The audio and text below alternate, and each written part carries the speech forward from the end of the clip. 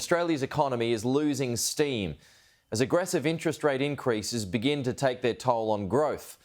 The Reserve Bank Governor remains hopeful the country will avoid a recession, but he says it's now a narrow and bumpy path.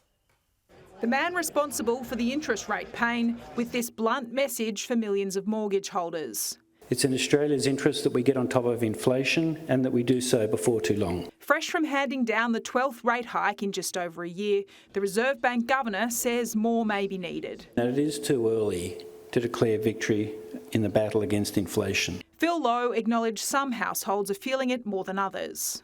This unevenness is not a reason to avoid using the tool that we have. If we had not tightened monetary policy, the cost of living would be higher for longer. The RBA is walking a fine line, trying to tame inflation without smashing the economy. It's a narrow path and it's likely to be a bumpy one. Those bumps already evident. Growth slowed to just 0.2% in the first 3 months of this year. It's the weakest GDP result since the COVID lockdowns in 2021. The rise in interest rates is clearly biting. Australia is avoiding an economic downturn for now, but it may not feel that way. GDP per capita has dropped to negative 0.2%.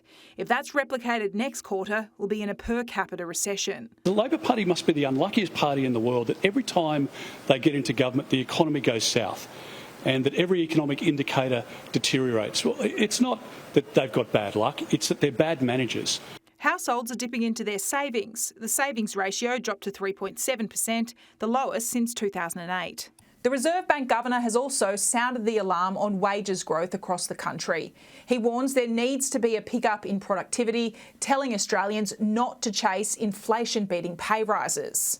It's perfectly understandable for the lowest paid workers in the country to be compensated for inflation. We will get ourselves, though, into trouble if we accept the premise that all workers need to be compensated for inflation. Dr Lowe says the bank was caught off guard by last week's higher than expected minimum wage rise. The concern would arise if the 5.75% increase became a benchmark or a quasi-benchmark for outcomes in private sector wages more broadly. The Treasurer says he sees things differently. But I think we need to be really careful here and not blame workers who've got a legitimate aspiration to earn more when they work more.